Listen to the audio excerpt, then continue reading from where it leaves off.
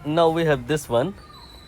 खास बात यहाँ पे ये है कि मल्टीपल रीडिंग्स होंगी, एरर ही हमें निकालनी है जैसे कि पहले करते आ रहे हैं।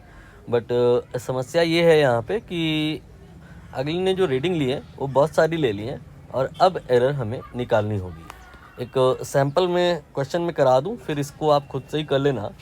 जैसे कि मान लो कोई एक बच्चा है, वो मल्टीपल रीडिंग ले रहा है, पहली बार ले रहा है तो लेंथ कोई एक रॉड है उसकी मेज़र करता है 1.9 मीटर आती है, और फिर से करता है तो नहीं 2.0 आती है, फिर से एक बार और करता है वो 2.1 मीटर आती है। ये बस 3 ही रीडिंग लिया मैंने, सैम्पल क्वेश्चन है, ज़्यादा नंबर ऑफ़ रीडिंग्स नहीं बढ़ाने वाले हम, नहीं मुश्किल हो जाएगी। अब आपसे यहाँ पे कहा जाएगा कि निकालो जी क्या कि रिलेटिव एरर कितनी आएगी, एब्सोल्यूट एरर कितनी आएगी या परसेंटेज एरर कितनी आएगी।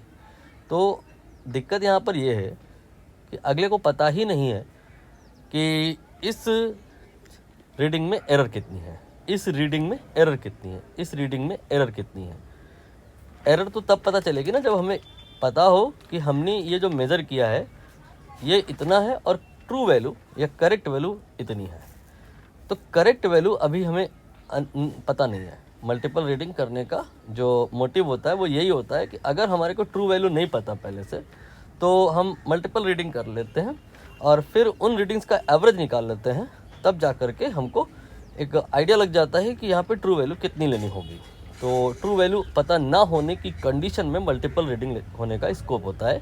और अब यहाँ पर इन मल्टीपल रीडिंग्स का हम सबसे पहले एवरेज निकालेंगे। तो आप निकाल के देख लो, मैंने इतना आसान डेटा लिया है कि वो तीनों को जोड़ के आप अगर 3 से डिवाइड करोगे तो 2 ही आ जाएगा। तो आपने जो निकाला 2.0 ये एवरेज वैल्यू है, ये एवरेज वैल्यू है, और इसी को हम अब करेक्ट वैल्यू मान करके हर एक केस में एरर निकालेंगे, हर एक केस में एरर निकालेंगे। But point should be noted, magnitude में निकालेंगे, प्लस माइनस का चक्कर नहीं रखेंगे। इसके और इसके बीच में डिफरेंस देखो, आप मेज़र कर रहे हो आ रहा है 1.9, करेक्ट वैल्यू 2.0 है, तो एरर तो है कितनी है 0.1 मीटर है। एंड ऐसे ही यहाँ पे देखो इस बार हुआ ये कि जितना करेक्ट वैल्यू और उतना ही रीडिंग है, तो यहाँ पे कोई एरर नहीं है। इसके बाद इधर वाले पे देख लो, इधर वाले पे करेक्ट वैल्यू आपकी 2.0 मीटर है, बट जो मेजर्ड वैल्यू है वो 2.1 है, मैग्नीट्यूड वाइज अगेन 0.1 है। ये आपने एरर निकाली केस 1, केस 2 एंड केस 3। अब आप इन तीनों का क्या कर लोगे, एवरेज निकालोगे। 0.1, 0.1 सब जोड़ के डिवाइड बाई 3 कर दो, number of reading divide by 3 कर दो, तो ये आपका आ जाएगा 0.2 डिवाइड बाई 3। ये आपने जो निकाला है ये आपके एक्सपेरिमेंट की एवरेज नहीं एब्सोल्यूट एरर आ गई, इसे आप डेल्टा एक्स कहोगे। ठीक है, अगर आपको रिलेटिव एरर निकालनी है या फ्रैक्शनल एरर निकालनी है तो आपको डेल्टा एक्स अपॉन एक्स करना होगा। डेल्टा एक्स तो 0.2/3 है और एक्स क्या है जो करेक्ट वैल्यू आपने निकाली थी, दैट इज़ 2।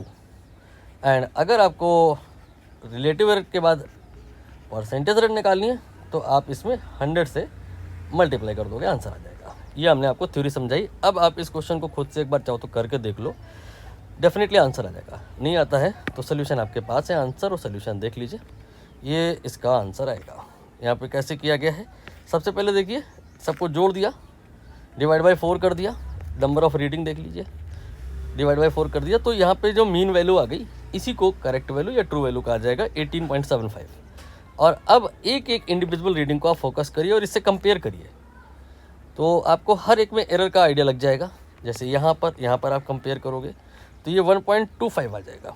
ठीक है, पहली दफ़ा जब आप एक्सपेरिमेंट कर रहे हो, पहले रीडिंग जब आप ले रहे हो तो जो एरर है 1.25 है, और दूसरी बार में ये 19.75, और इसको कंपेयर करो तो आपका जो वैल्यू है मैग्नीट्यूड पर ही हमारा फोकस होगा, प्लस माइनस का चक्कर नहीं रहेगा। और फिर इसको और इसको कंपेयर करेंगे तो 1.74 आएगा, फिर इसको और इसको कंपेयर करेंगे तो 0.5 आएगा। ये आपकी error in case 1, error in case 2 and 3 and 4। Now in सब का एवरेज निकालोगे, नंबर ऑफ रीडिंग जो से डिवाइड कर दोगे, जोड़ दो, मीन निकाल लो इनका, सबको जोड़ के डिवाइड बाई 4 कर दो, वही किया 1.12 आया। मतलब आपके एक्सपेरिमेंट में जो एब्सोल्यूट एरर है वो 1.12 है, 1.12 एब्सोल्यूट एरर है, जबकि ट्रू या करेक्ट वैल्यू या मीन वैल्यू आप 18.75 एज्यूम कर सकते हो। ये आपका एक्स है और ये डेल्टा एक्स है। हमें निकालना है रिलेटिव एरर, तो हम करेंगे delta x and divide by x, यानी कि 1.12 एंड डिवाइडेड बाई 18.75। सॉल्व करेंगे इसे तो ये 0.06 आ जाएगा। और अगर यहाँ पे परसेंटेज एरर पूछा जा रहा होता तो आपने 100 से और मल्टीप्लाई कर देना था, देन आंसर 6 आ जाता। फाइनली इस क्वेश्चन का आंसर थर्ड ऑप्शन हो जाएगा।